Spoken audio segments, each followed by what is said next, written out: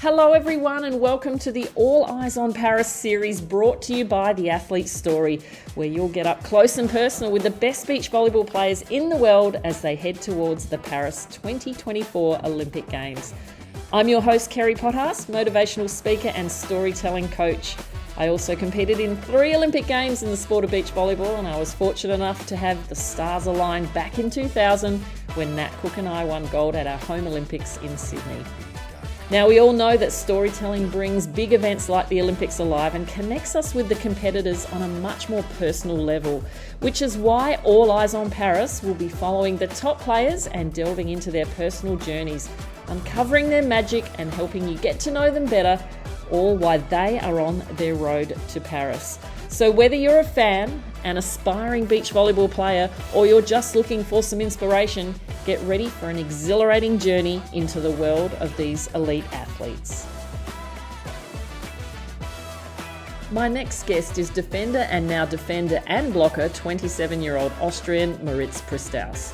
Born in Graz and now residing in Vienna with his Norwegian partner Oda and their gorgeous daughter Emilie, the 6'4" Moritz is in the prime of his beach volleyball career. Pristauz came from a volleyball family. His grandfather was a coach and his parents were active players. As a teenager, he played indoors at UVC Graz and then made the switch to beach volleyball. His international career began back in 2013 when he first represented Austria at the Under-18 European Beach Volleyball Champs, winning a silver medal. He then played in 1 or 2 events over the next couple of years before settling into a partnership with Martin Ermacora for the next 7 years.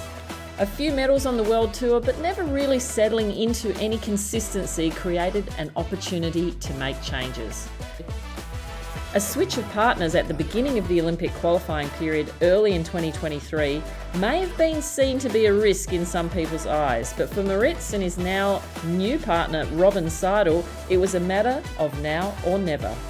Right off the mark, they medalled in their first event, with their best being a gold at the challenge event in Goa, India, and again in Navali, Philippines. With 7 more events scheduled until the end of the qualification period for the Paris Olympics, Moritz and his partner have plenty of opportunities to jump higher in the rankings and book their spot into the Games.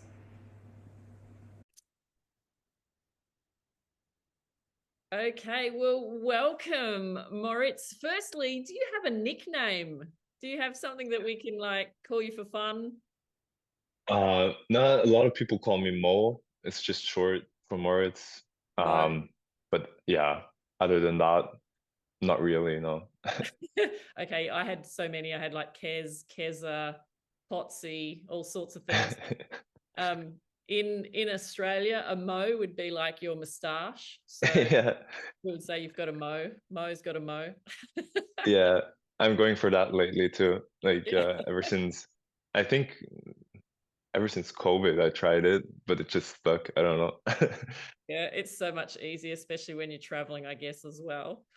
Yeah, for sure. So I would first love to start off with a little bit about how you got started in the sport, maybe even the sport of volleyball before beach volleyball. I don't know if you Mm. one first before the other, or if you even played indoor volleyball. So if you could give us a little bit of a background as to how you grew up into the sport, that'd be awesome. Yeah, I was my grandpa was actually teaching volleyball in school. So when I grew up, I did a lot of sports and also volleyball then in the end. And my parents just made me do a lot of sports, and they also played volleyball more like hobby. But yeah, I just played a lot, and in the end, it was what gave me the most joy in doing. So I decided to go to a volleyball school in Austria, in Graz. We have this academy where you can do sports on the side of school, and that's mainly dual education. So you can do indoor as well as beach volleyball in summer. So then when I went to that school when I was 14, I just did both, kind of in winter we did indoor, and summer we did beach. And then when I was 18, it was kind of time to decide, okay, which direction do I want to go to? And then I decided for beach volleyball, because for me it was yeah, it was more fun for me. So yeah, I decided to go that direction, and yeah, I do that ever since. And what was it about beach volleyball that you particularly preferred over indoor volleyball? Mainly two things. The first thing is that as a beach volleyball player, you have to be very complete. You cannot just have one skill and be successful. You have to be able to master all the skills. And that was something that was interesting to me and challenging, as well as that you can't get substituted. Like you have to go, you have to figure it out yourself, and that's from the sports point of view. And also, what was a big thing also was to have the chance to go to the Olympics. Because in Austria, with indoor, we're such a small nation. We have so many big volleyball nations in Europe where it's just more or less impossible to go to the Olympics with like 3 spots in Europe or something. That I thought, okay, with beach volleyball, there is this chance.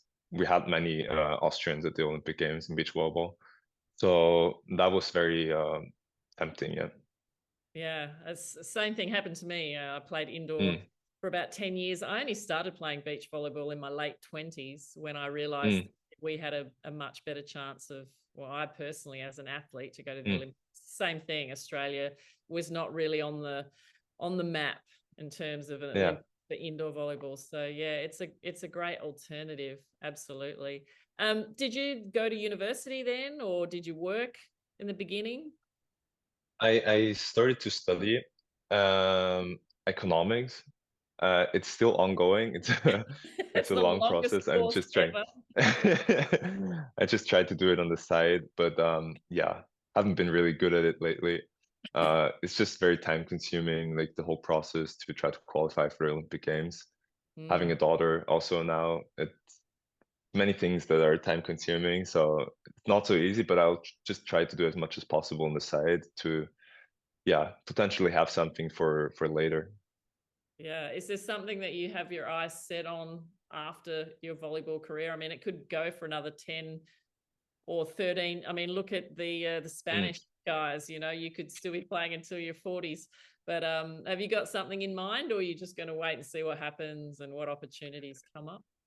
Um, I thought like within studying economics, I keep things quite open. Mm, So yeah, it's not something that I really have set my mind on. Like it's more that I have a lot of opportunities later because, like you said, if I play 10 more years or something, the things that I want to do or want to work with potentially might still change very much. Like so, just keeping my options open and to have something for later. Like let's be honest, with beach volleyball, it's not gonna last a lifetime, the money. yeah. So you have to do something after also. And And it, yeah, this just gives me the most options, I think. yeah, and unfortunately, it doesn't make many of us very rich, not like some of the other sports in the world, but we do it because we love it.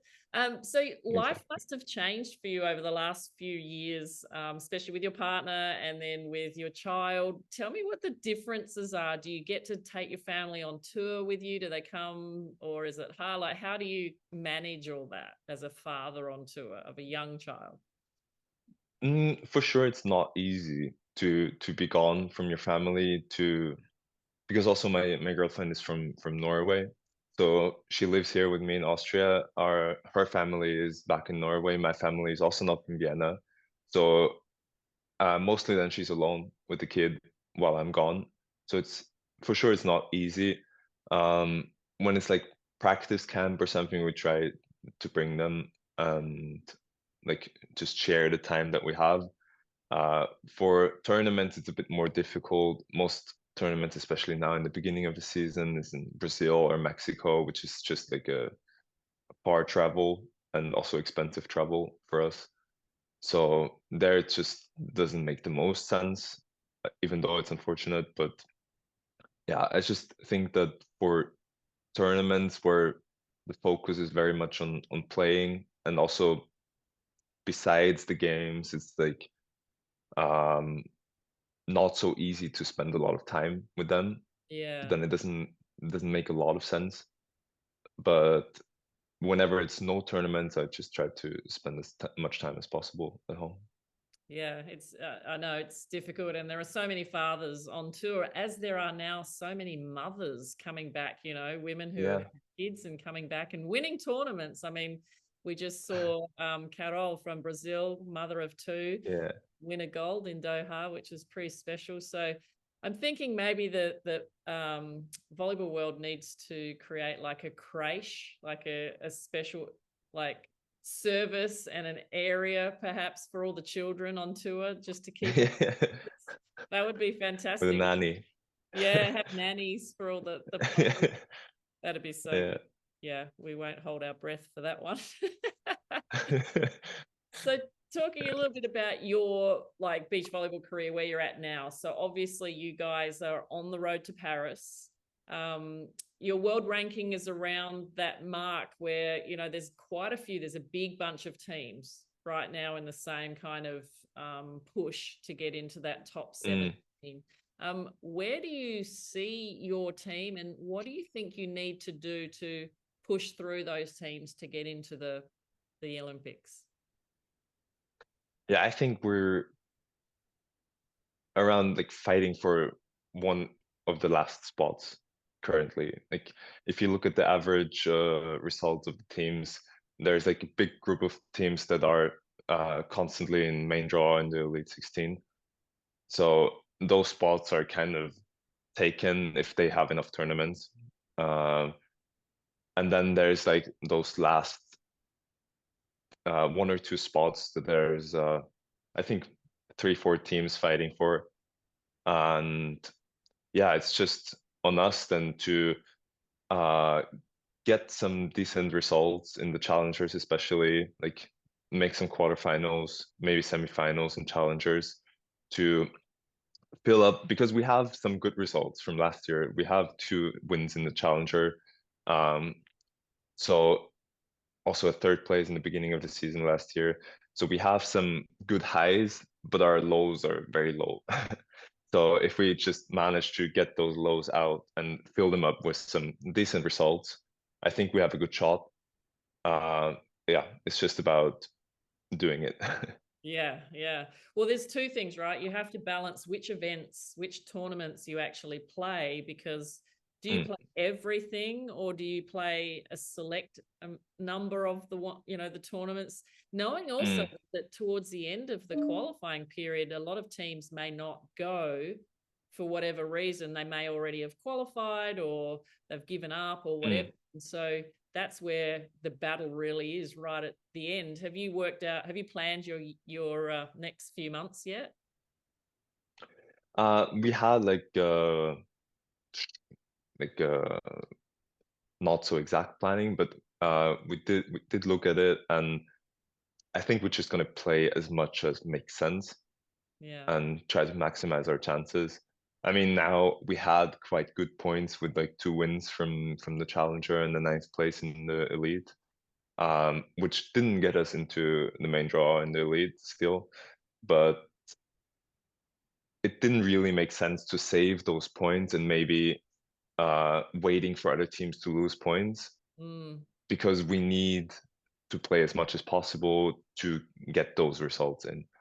So we just thought, okay, like let's just maximize our chances by playing as much as possible and believing in us that we're good enough to do those results, no matter if we're starting in main draw or starting in qualification or having good points or not. Like it's about our performance. So to play as much as possible and as much as makes sense with traveling also would be, that's kind of the plan now. Yeah, there's so many things that go into it, right? Like the Mm. physical, the mental, the emotional, you know, finances, perhaps, all the support.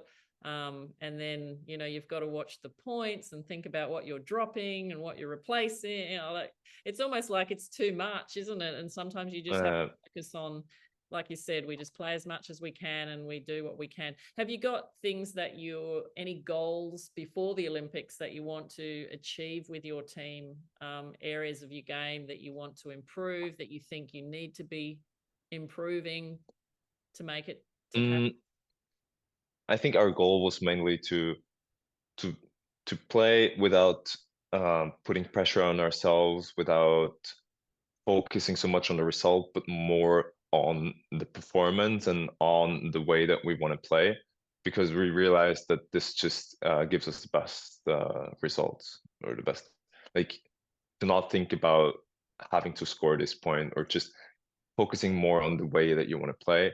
We established also a bit more with the jump set lately, gives us just more options and more modern style of playing, I would say. It's just, in my eyes, it's the future of beach volleyball.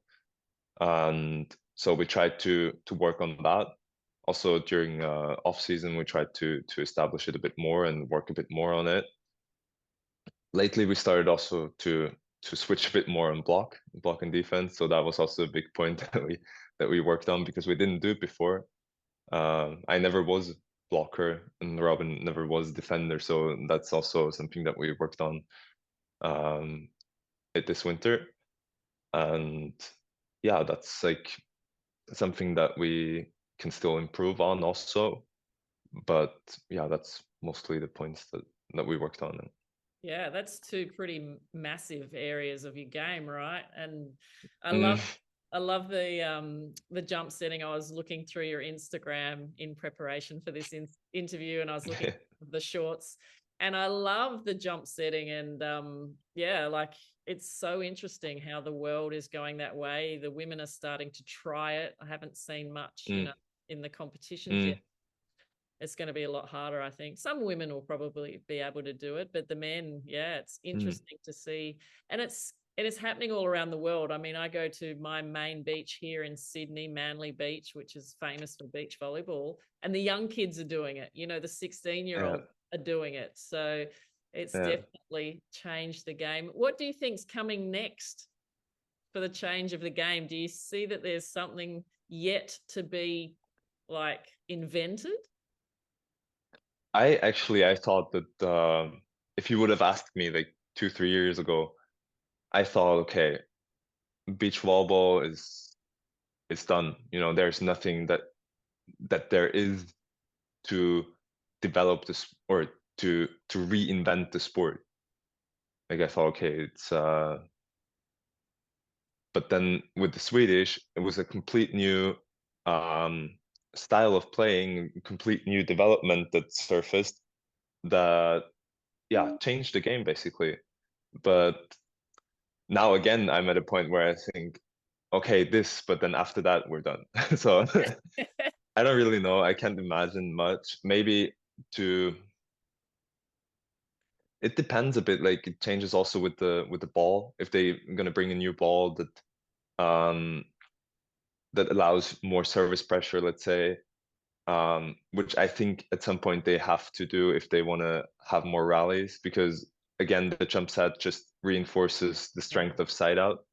And if they want to have more rallies, like they said, the previous ball change that they want to do, then they, I think, have to allow more pressure on service, either with a second serve, maybe like in tennis, or different Yeah. ball or something. I don't know exactly. Yeah, good point. Do you think maybe with the jump setting that the really big, tall blockers may not be as successful, as in you'll see the, like you guys, like you two, where you're doing 50-50, you're not Mm. one of you's not like 6'8", 6'10". Do you think it might be better for the shorter players with a different style? Because you have to be more athletic and faster and everything to run Mm, that attack. Do you think that will change the height of the blockers in time? I'm not sure. I think also it's an advantage to be high or tall, because you don't have to jump so much to True. to Yeah. block the second ball. So, for Yeah. example, me, to be able to block a decent second ball, I'm much longer in the air than a tall blocker. So then I have less time to then run to the third ball. So I'm thinking about blockers like Bermans or Elas. They they just put their hands up and can Yeah. potentially block a second ball and then be still on time for the jump set. Yeah. Good point. So it's an advantage, but also to be agile and to can play this style of play yourself is also then an advantage again. So I'm not sure yet. It has both sides. Yeah. And what do you think's better that you've done both now, where you're doing 50-50, so you're playing defense and blocking, to where you were just blocking or just playing defense in a team? Do you think, because I always like the fact that a 50-50, at least you get to see the game from both sides. You see it at the net, you see it behind the net. It gives you a better appreciation of all the angles and what's going on. What do you prefer? What do you like? For sure, it helps for understanding the game and how, like, seeing the other perspective. I think, again, it has pros and cons. For example, for blocking the second ball, it is very helpful to have a blocker at the net at all times. But then if you want to build your game, let's say, or like build a tactic over several balls or several serves, it helps to build that yourself instead of with two people. On the other hand, it is different picture for the attacker if it's different blockers, different defenders. I think overall it's maybe more of an advantage to have two different blockers or to do split blocking. If it makes sense, if it has to be like, you have to have the team for it, you have to have the players that can do that. Yeah, absolutely. Yeah, no, there's some really good points there about the advantages and the disadvantages. And I remember because I split block with my partner, and we would play in defensive points in groups of 3. So one blocker one defender would get 2 of those 3 and the other one in the middle. And so we'd actually signal, we're going to do this, then we're going to do this, and then we're going to do this. And we'd record, like, we'd remember where we were. So the third one was the one that we would try and get the point on. So so it does create a whole lot of other opportunities. No, I love it. I love it. I love it. I want to talk to you a little bit about your partner switch, because obviously you guys had really solid partnerships. How difficult was it to make the switch, and just on the border of the Olympic qualifications? Was it a risk? For sure. It was not easy also.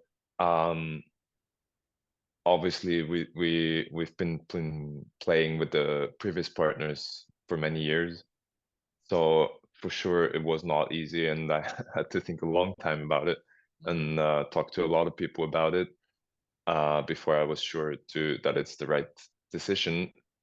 It had to happen kind of like before the Olympic process, before the qualification process, to still give ourselves the chance to qualify. And I think now we're on a good way. It took a bit of time to find this new into this new partnership. I mean, we hit it off quite strong with the bronze medal at the Challenger.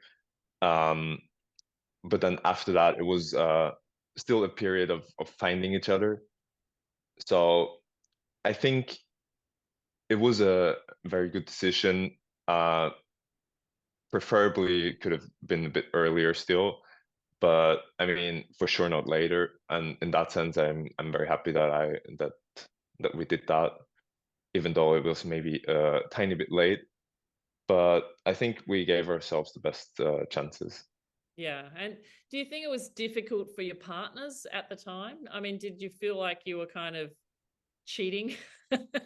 Like, because it's like a marriage, right? You were dumping, or you were, I don't know how it all went down. You don't have to give us details, but was it difficult for the other guys, do you think? Yeah, for sure. And also it didn't meet the most of understanding, which I get also. But yeah, in the end, you have to do what's best for yourself in sports, and I want to give myself the best chances to qualify. And that's basically how it went. I mean, I had to make a similar decision as well, and I asked everybody around me, and it took me a while to make those choices. And you have to go with your gut too. You have to go with what your heart is telling you, because if you ignore that, if you don't answer that call, then you just you'll never know, and you live with regret. I think it's worse, isn't it, to live with regret? For sure. For Yeah. sure. For Yeah. sure. So Yeah. it's been a bit of a learning experience. Like, obviously, the new partnership. Do you feel solid now? Do you still feel like you're still learning, or are you now you're ready to? I mean, obviously, there's more to do. You can improve, but do you feel really solid after a good 2023 season? Yeah. Very actually. Like especially the middle of the 2023 season, we really found our game. I think we found our philosophy, how we want to play, and we found this base to build our team on, and it really helped us through the second half of the season. And I think, of course, there's still things to improve, but I think that's kind of always there. Yeah. You always look for perfection. You look for things to still improve. So obviously that's still there, but I think we have a strong base and a strong foundation in the team, not just from the beach volleyball point of view, but also mental point of view. I think we're really close as a team, and it is. I'm very confident. Yeah. Yeah, that's fantastic. Obviously, it's important to have that, have a good marriage to make things Yeah. work in beach volleyball. On the mental side of it, I've asked a couple of people that I've had on this podcast, how much of the game right now, because you're at a level that you can compete with everybody in the world.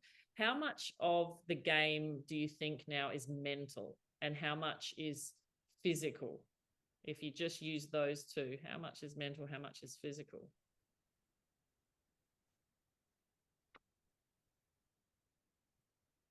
Like to make the next to be like super successful.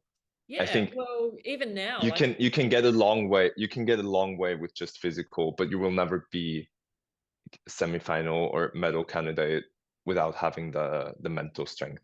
So I think there is a certain level you can get to with just physicality, but in the end, for sure, I don't know, 40 like the 40% that of mental strength, that, or maybe even more, that yeah, makes a difference. Then because you also have to have the mental strength to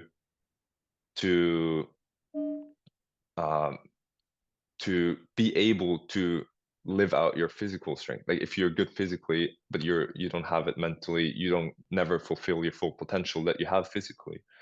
So I think it's maybe more than 50% for sure. Yeah. yeah, yeah, and maybe even as you get better and better, it's even more More. mental, because you got to because so many athletes compete when they're sick, when they're injured. Mm. Most athletes are injured anyway in some form. You've got something that's going on somewhere in the body, or you're tired, or you've traveled a long way, or when you're often players in Asia, they'll get some stomach bug, but they're still Been able to there, did that. compete. Hey, Yeah. Been there, did that. yeah, exactly. And then it's Yeah. all mental, right? And then it's just all Yeah. mental. What part of your mental strength of your own do you think is the strongest? Like, for instance, resilience, being able to lose a point and then straight back in, or just holding the focus, or positivity, your attitude is really good, or even mental, the strategy part of the game, being able to remember everything that's happened and put your right strategies in place at the right time. What is Mm. your best there? I would say I'm quite good at keeping a positive mindset, like to forget about the mistakes, to to not think so much in the past, but more looking into the future. Even though it might be like a really silly mistake or something, it doesn't matter anymore because it happened. So I can go really fast to look ahead and to stay positive. I think that's one of my Yeah. biggest strengths. And Robin being older, do you have like so is one of you more the strategist in the team, the one that's calling the plays and kind of feeling what needs to happen to win points? Or you both do that? I think um, we both do that a bit, but I think it's mostly Robin that has often a very strong feeling of tactic, and mostly he's right. So I trust him in that. So, but sometimes I also have feelings and I communicate that, and he trusts me with that. So it, and if we both have a feeling, it kind of weighs out who has the stronger feeling, who can who is stronger in communicating then in the end, and that we do. So of course it's not always right, but we have a quite high percentage, I think, a quite good feeling mostly. Yeah, it does become about the feeling, doesn't it? When you, especially as Mm, through the tournament, you just, it's almost like you come off the court sometimes and go, oh, I almost predicted in my mind every point. Like you could, you mm, still have to execute the point, but you kind of know what's going on. Um, mm. Obviously there's two of you on the court, but around you, you probably have a pretty solid team. So tell us about who is important to you that is around your team. Mm. Obviously my family, but if it comes to coaches, we have two coaches that do ball practice with us, beach volleyball related. We have strength coach Max, and mental coach, and physiotherapist, and massage. So it's quite a big team, I think, but also like organizing, we have one lady that helps us a lot with that, that also takes a lot of weight off our shoulders and does also press stuff.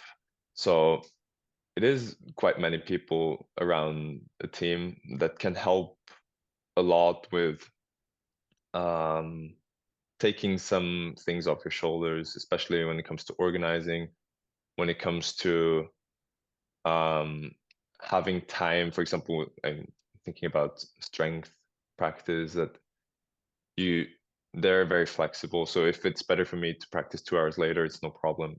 If I feel like, okay, I cannot do this day, let's do tomorrow, then there's always time. So it's I think it's a really good team around us that wants the best for us and is kind of always there for us. And that's very Yeah. important. It's like they say, to raise a child, it takes a village. So to get a team to the Olympics, it takes a big team around you of all areas, that Mm, look after all parts of your body and your mind. I was going to ask you something there. I forgot. I was too interested in your answer. I forgot my next question. Oh, I was just going to ask you, so what is the favorite part of your game? Like, what do you love the most about beach volleyball? mm, good question.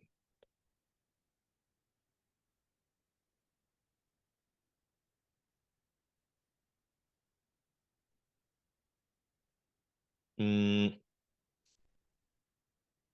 I think it's the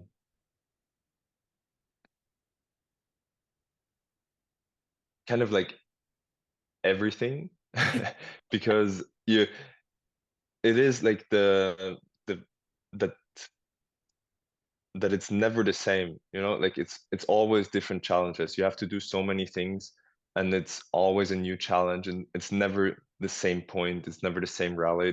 It's always different. It's Yeah, not very monotonous. It is it never gets boring. yeah. So you'd never be a swimmer, perhaps? For sure not. Running also for sure not, and cycling also no. Yeah, I don't know how any Yeah, athlete that I can't enjoys do that. doing, no, following that black line, keeping your head in the water, no Yeah. communication with anybody. Oh my gosh, that would just bore me to tears. Um, Same. have you ever had to make any big sacrifices in your life for your Olympic dream? Mm, so far not, I think. I mean, in order to be in the Austrian national team, you have to move to Vienna, and I grew up in a different city, but I wouldn't call that a sacrifice. It's something that I would have done anyways, maybe. So no, I don't think so. Well, that's wonderful. Most people say, "Oh, it's not a sacrifice; it's just a pleasure." Yeah. But yeah, no, but we do have to, we do have different lives I too. mean, you have to sacrifice time, but Yeah, it's job also. So like usually you don't get to go to your friends' birthdays or weddings or I don't know, like whenever there's something you don't have time. That's a sacrifice, I would say. yeah. But Or you're on the other side of the world. yeah. um, what do you think you'll do the moment that it's clear that you have qualified? I'm saying that you have qualified, not if, but when you qualify. Mm. What are you going to do to celebrate? Mm, I haven't thought about it. Maybe cry. Nah, it's a huge goal of mine. Like one of the few goals that I or maybe the only goal I didn't achieve yet in my life. So it would be quite a special moment for me. Um, that's maybe the first thing. And then Yeah. have a celebration maybe with all the people that are close to me.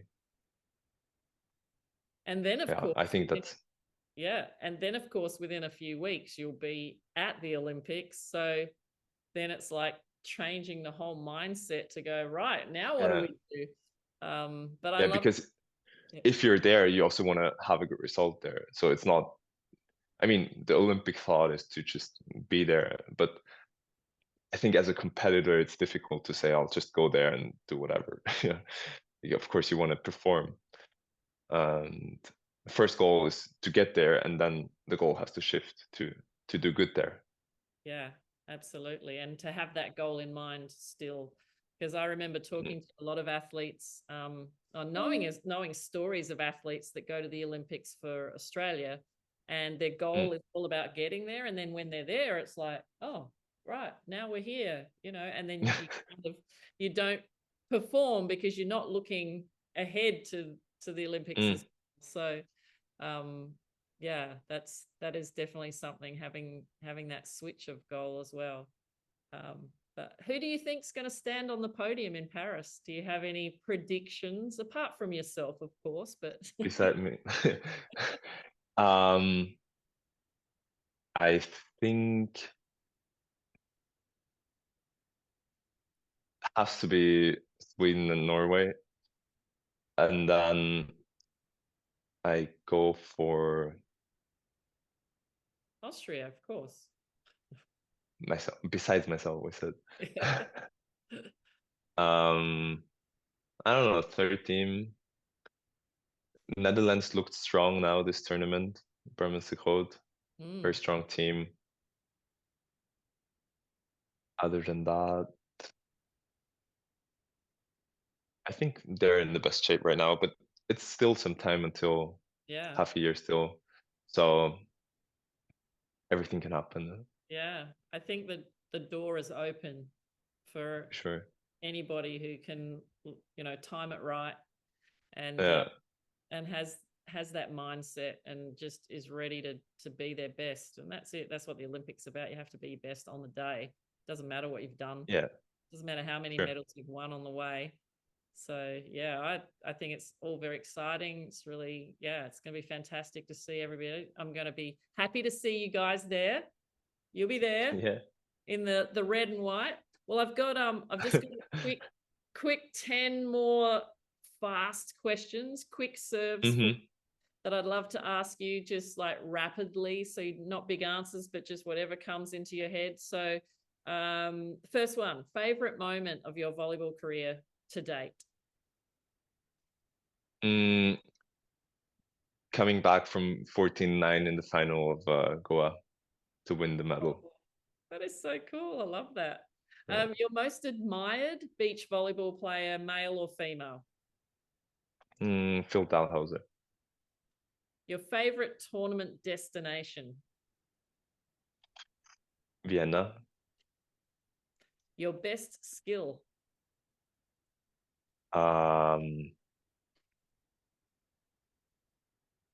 Hitting. The best part. Before a match, do you socialize or do you keep to yourself? Socialize until a certain point. What's your partner's best attribute? Understanding the game. What's his worst? Keeping his cool. And finally, what do you do? What do you want to do when you grow up, as in when you retire? I've kind of asked you that before, but just, yeah, what would you love to do if you could do anything?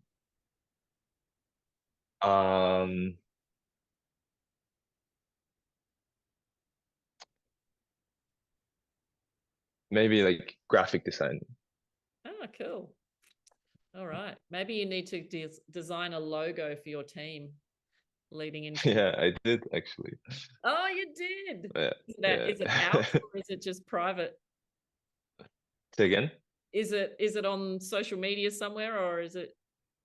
Maybe you'll find it. It's on our t-shirts. Maybe you'll see it somewhere. I'll have to look it up. I'll try and put it in the beginning of the podcast. Thank you so much, Mo. I really enjoyed our conversation. Could Thank chat you. for hours and hours and hours. All the For very sure. best of luck, and I really hope I see you in Paris.